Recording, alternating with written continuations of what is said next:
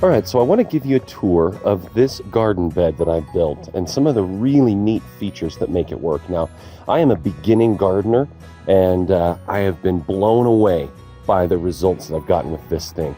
Now, the first thing to take a look at is the bed. This is a raised bed that I built out of pallets, so it cost almost nothing except time to make.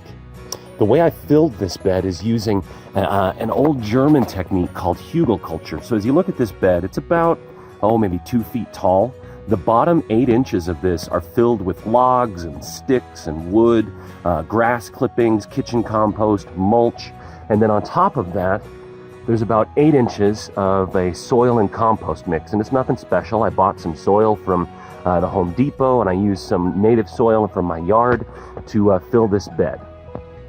And in it, these are my tomatoes, and you can see they look just amazing.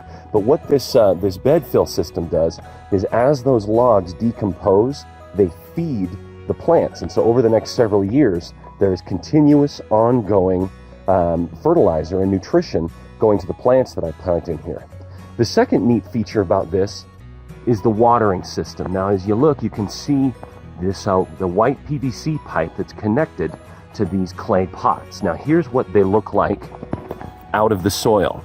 So this clay pot, it's actually 2 pots that are put together with silicone, and you can see here on the bottom there's a plug. Now, what that is, it's just a flat glass marble that I siliconed in place. The cool feature about these terracotta pots is they're porous. Water will leach through them as long as they're not glazed. They have to be unglazed pots. So I took 3 of these and I buried them in the soil. So that is just buried underneath the soil. And I've got 3 of them, and they connect to this 5-gallon bucket. And this is all stuff I got from Home Depot for really cheap. So I use this to weigh it down. Now, all you have to do to water is keep this bucket filled.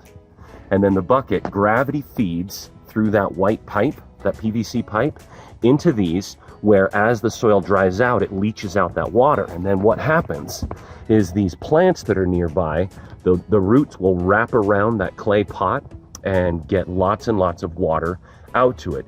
You can also fertilize through this system. Every couple of weeks, I'll come out and put some Miracle-Gro liquid fertilizer in here, and it just naturally feeds out. And you can see the results. I mean, number one, the leaves there's so many. It has grown incredibly. And look at my tomatoes. Look at how huge they are and how healthy they are. You see very little cracking. Look, here's a harvest one right here. There's no cracking on them because the water that comes through these clay pots is so evenly distributed. It never gets too wet and it never gets too dry. And then with this, I never have to water the top. All I do is keep this filled, and that keeps everything green and well fed. And then with the fertilizer, you can see just phenomenal growth. When I first built this, and you can also see the trellis that I put up. This is just plain old 2x2.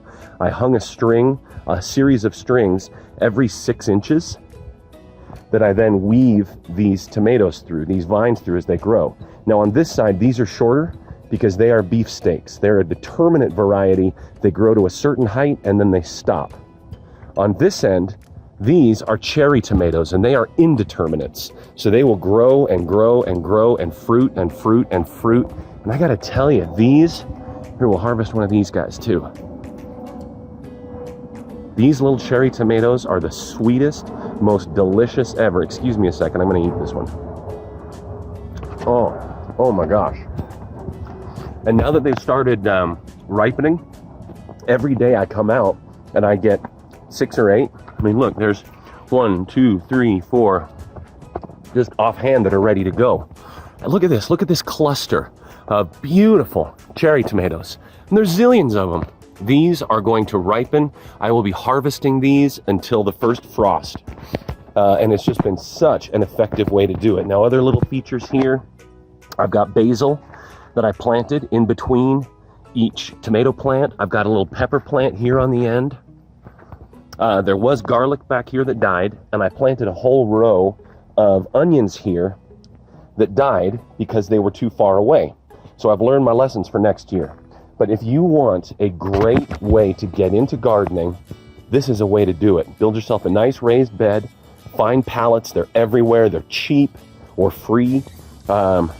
Everything here is just such low budget and high effectiveness. So thanks for checking this out. And if you have any questions, leave them in the comments.